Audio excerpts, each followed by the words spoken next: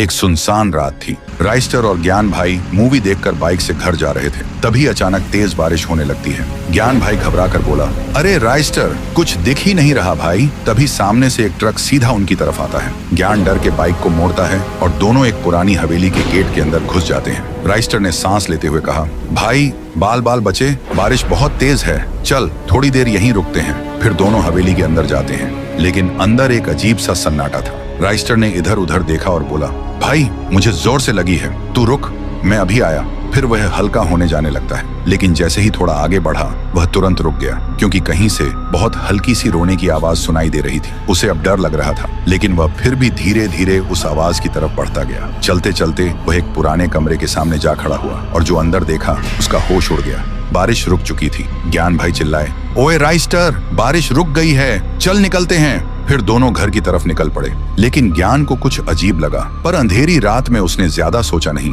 अगली सुबह गांव में मेला लगा था, सब मस्ती में थे। तभी वहां हाथ में एक तलवार लेकर राइस्टर आया और सीधा लोगों पर टूट पड़ा। एक एक को तलवार से काट रहा था। गांव में भगदड़ मच गई, हर तरफ लोग मरे पड़े थे। उधर ज्ञान भाई न्यूज देख रहा था। राइस्टर ने गांव पर हमला कर दिया। देखते ही वह चौंक गया और तुरंत बाइक लेकर तबाही वाली जगह पहुंचा। वहां का मंजर देखकर उसकी रूह कांप गई। राइस्टर लोगों को कैद करके रखा था और लोग चीख रहे थे। ज्ञान बोला, ओ ये राइस्टर पागल हो गया है क्या? ये सब क्या कर रहा है? तभी वह राइस्टर अपने असली रूप में आता है, एक काला राइस्टर, और कहता है, तेरा दोस्त अब खत्म हो चुका है, अब इस दुनिया पर शैडो रेल्म का राज होगा, और हंसने लगता है। ज्ञान समझ गया, ये उसका दोस्त नहीं, कल रात हवेली में कुछ तो हुआ था जो उसे पता नहीं था। फिर ज्ञान ने बाइक उठाई और सीधा हवेली की तरफ निकल पड़ा। हवेली पहुंचते ही वह सीधा उसी कमरे में गया। वहां उसने देखा आईने के अंदर असली राइस्टर तड़प रहा था। ज्ञान बोला, भाई तू यहाँ कैसे फंस गया? राइस्टर रोते हुए बोला, कल रात जब मैं हल्का होने जा रहा था, कहीं से मुझे किसी के रोने की आवाज आई।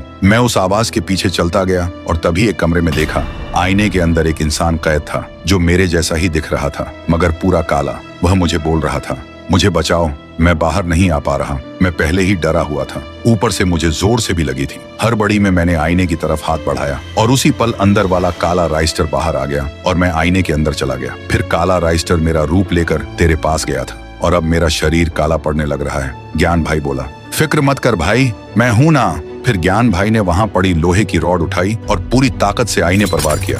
आईना टूट गया। गांव में काला राइस्टर चीखते हुए धुएं में गायब हो गया और हवेली में असली राइस्टर आईने से बाहर आ गया। वह हांफते हुए बोला, थैंक यू भाई, अगर तू वक्त पर ना आता मैं हमेशा के लिए उसमें कैद रह जाता। ज्ञान भाई मुस्कुराते हुए बोला, दोस्ती में थैंक यू नहीं बोलते भाई, चल घर चलते हैं, मुझे भूख लगी है। और इस तरह ज्ञान की होशियारी ने गांव और राइस्टर दोनों को बचा लिया।